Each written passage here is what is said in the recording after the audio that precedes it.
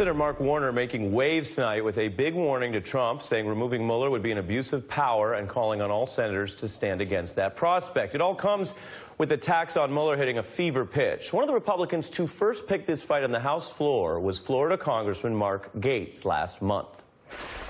I join my colleague, the gentleman from Arizona, in calling for Mr. Mueller's resignation or his firing. It is federal law that even the appearance of a conflict of interest means that someone cannot engage in prosecutorial duties regarding allegations and investigations. Congressman Matt Gaetz right there. He also used an incendiary word that has picked up some steam this week, falsely claiming the Russia probe has a link to a military coup. We are at risk of a coup d'etat in this country if we allow an unaccountable person with no oversight to undermine the duly elected president of the United States. And I would offer that is precisely what is happening right now with the indisputable conflicts of interest that are present with Mr. Mueller and others at the Department of Justice. I join my colleague, the gentleman from Arizona, in calling for Mr. Mueller's resignation or his firing. We invited Gaetz the next day on The Beat, where he joined me, and he's back live tonight. Congressman, thanks for making the time. Take a listen to Senator Warner's stark statement tonight. I'm certain that most of my colleagues believed that he wouldn't fire Jim Comey either. These truly are red lines and simply cannot allow them to be crossed. Your response to Senator Warner, and why are so many Republicans trying to preempt the outcome of this investigation rather than former Republican FBI director conclude his investigation and see where the evidence lands? Well, if Senator Warner isn't convinced now, I don't know what it's going to take. You've got more than half of the people in the Mueller probe who've donated to either Hillary Clinton or Barack Obama. You've got Peter Strzok, who was really central to the clearing of Hillary Clinton, then drafted into the Mueller probe. We've now learned that not only does he have an intractable bias against the president, he actually had an action plan to undermine the duly elected president of the United States, deeming himself the insurance policy and the great savior of the republic, despite the fact that voters chose Donald Trump. You've got Nellie Orr, the wife of Bruce Orr, one of the top officials at the Justice Department, working for Fusion GPS, the very company that went and generated this salacious and unverified dossier on the president. So it seems as though everywhere we look, Ari, there is bias, and that bias converts to action that you wouldn't be able to prosecute a case on in any circumstance. Well, as you know, you named several people who aren't involved in the Mueller probe, like the Fusion GPS stuff. That's a separate matter, but we're talking about Mueller.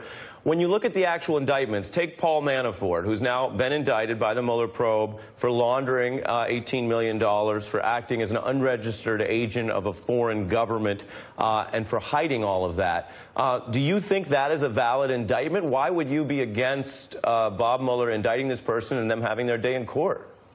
Well, there's a real question as to whether or not there's already been prosecutorial misconduct. I asked the question in the Judiciary Committee of the Attorney General, of the FBI Director, of the Deputy Attorney General.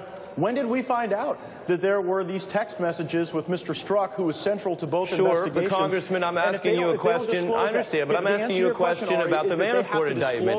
Is there a good reason for the United States to pursue this case, which, as you know, comes out of the Mueller probe, which has documented evidence of allegations of money laundering, or is your view that it would be better for America to not have that case proceed? Well, I think it depends on when Mr. Mueller became aware of these conflicts of interest that clearly have infected the investigation. If he knew that he had evidence curated by people who could never be witnesses as a consequence of their bias, and then he used that to go get wiretaps, to arrest people, to muscle them into plea deals, then yeah, that is prosecutorial misconduct. So I just want to get clear, because there's so much discussion about people who aren't involved in the Mueller probe, but then you look at a case like this.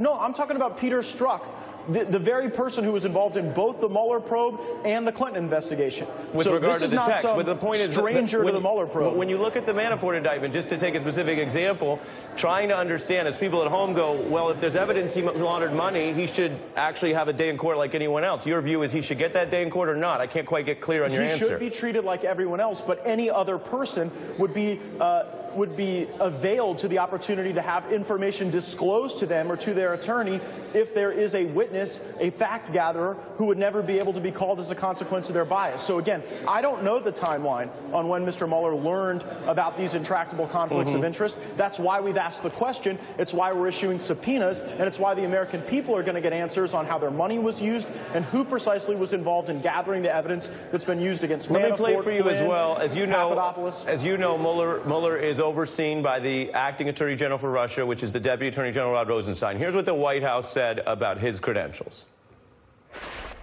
Rod Rosenstein, who everybody across the board has unequivocally said this guy is a man of upstanding character and essentially the gold standard at the Department of Justice. And that is the Republican appointee who has stood by Mueller as recently as this week. What specific evidence do you have against Rod Rosenstein, or do you just not like that he's letting Mueller do his job? I precisely asked Rod Rosenstein when we became aware of the Fusion GPS dossier and its link to Nellie Orr, someone who had direct ties to the Department of Justice through her very own spouse, and he said he didn't know the answer to that question. I find that completely inconceivable, that Rosenstein would show up to the Judiciary Committee. But what are you alleging? What is the evidence? I mean, again, you make so many charges against so many people. Anyone watching this interview would think, wow, you've discovered the hidden secret about all these names they've never heard of. But the question, which you're not answering, hold on.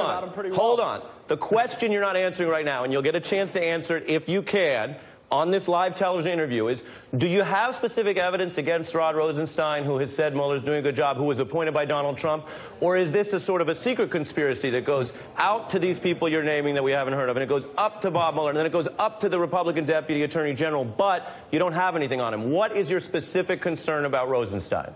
My specific concern about Rosenstein is that he was not forthcoming with information before the Judiciary Committee that we're absolutely sure that he has. Are you accusing him of perjury? I'm accusing him of withholding evidence that should have been in the possession of the Judiciary Committee. And I don't think that he purposefully lied. You don't think he lied? No, I think that he withheld information that would illuminate further conflicts of interest. So he didn't lie. So he didn't do anything wrong. I think he withheld information. I think that's something wrong. That's an indictment of his testimony before the Judiciary Committee. He was not forthcoming about the information he knew about the links between the people who were actually colluding with Russia. Which means what, though? You're alleging what? You're not alleging. Again, there's so many things that get said, and as you know, the facts are very important here, and they're important on this show. What are you alleging about Rosenstein?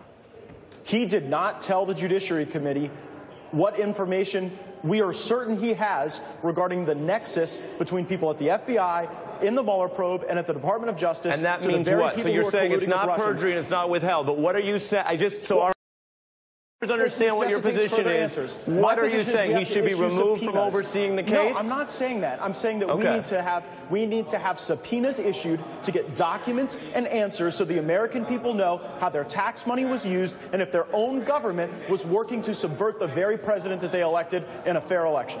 That's what we need to know. That's why we're issuing subpoenas. It's why Andrew McCabe will be giving sworn testimony before the Judiciary Committee tomorrow.